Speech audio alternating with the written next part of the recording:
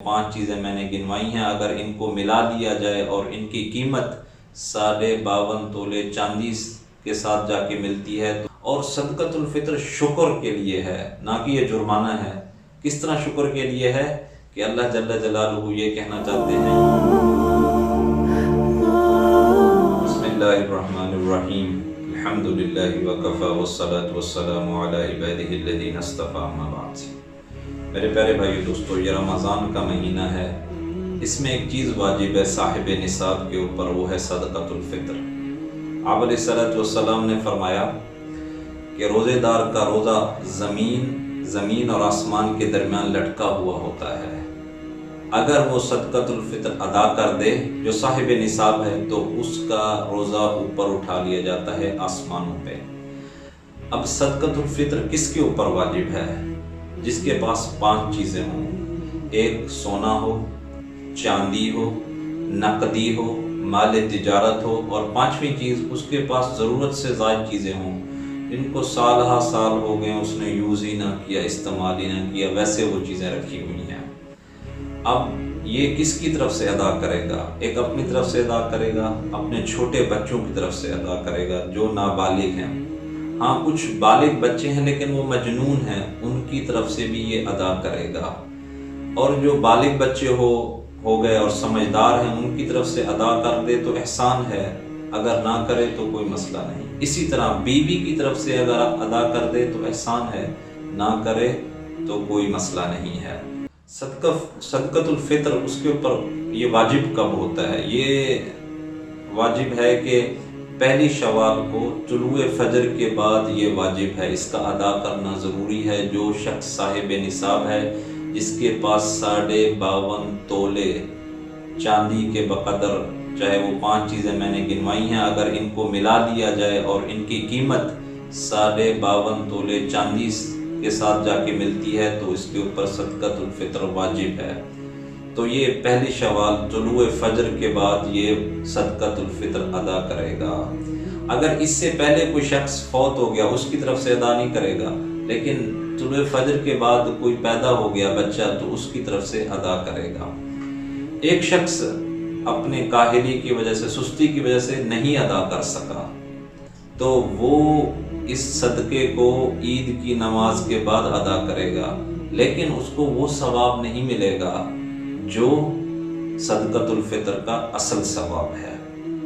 اور ہمارے ہاں جو جیسے گندم ہے، جو ہے، کشمش ہے، کھجور ہے، یا ان کے بقدر پیسے جو علماء بتاتے ہیں کہ 2 کلو کھجور ہو، یا کشمش کے بارے میں بتاتے ہیں 3 کلو ہو، اسی طرح کھجور کے بارے میں بتاتے ہیں، جو کے بارے میں بتاتے ہیں، یا تو یہ ادا کر دیں یا اس کے بقدر پیسے ادا کر دیں۔ اب ہمارے ہاں یہی رواج ہے کہ گندم کے بقدر بھائی پیسے ادا کر دو جو 100 روپیہ بنتا ہے، لیکن حضور صلی اللہ علیہ وسلم کیا دیتے تھے؟ حضور صلی اللہ علیہ وسلم کشمش دیتے تھے یا کھجوریں دیتے تھے، اور کیونکہ اس ٹائم دینار اور درہم نہیں دیے جاتے تھے، چیزیں دی جاتی تھی، تو اس ٹائم کے اعتبار سے کشمش اور کھجور کافی مہنگی چیز تھی اور ابھی بھی مہنگی ہے۔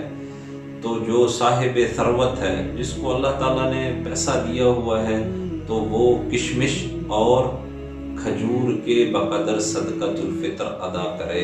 آپ صلی اللہ علیہ وسلم نے فرمایا صدقۃ الفطر کا کیا فائدہ ہے؟